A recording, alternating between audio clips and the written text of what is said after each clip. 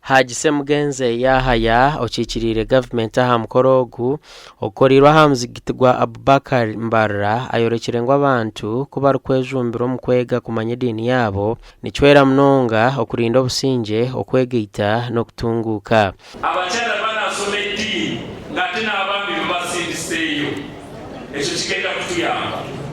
kigenda kuyamba kulambisa security bwe tunaba tusomye edini tugenda kumakumeta kanyaffe tulikole ki tulivolopinge aleero mukkirize nongera okusiima abasomi abasajja bayimirire ku Katonda abasomi abasajja bayimirire ku Katonda abasajja mukkirize basiime kubanga Allahu Akbar baatwala obuvunaanyizibwa bwa buli Sande nga bagenda okusoma mwebale abasajja tebatera kukikola abakyala kuko bakimanyira naye abasajja mwebale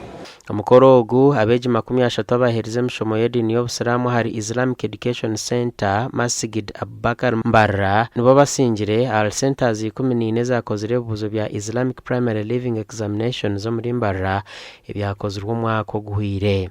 wa markaz tarbawiya islamiyya nga litikide abayizi bawe abatula ebigezo byabo bya IPLE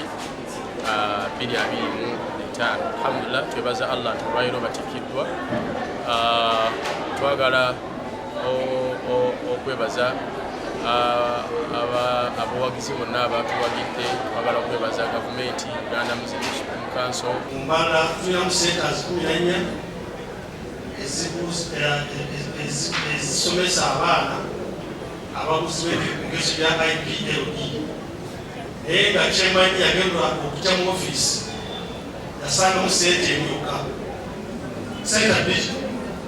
Allahu Akbar so kurama tumusere ekitone nnyo sente asobodde okulinya zigenda waggulu ate nga musente n'abaana ababuzibwa ate bayita bulungi Sheikh Abd Karim Katamba Regional Kadi wa Nkore Kigezi kandobira ly'omujenyi mukuru asimira abo bona abejumbiro mu kushoma edini kandi bakaheza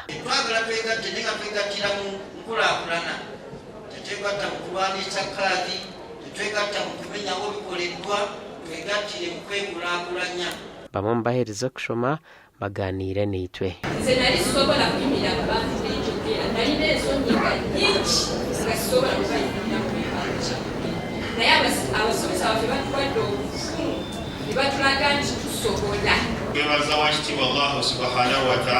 Gasha kwa Nagud Fatuma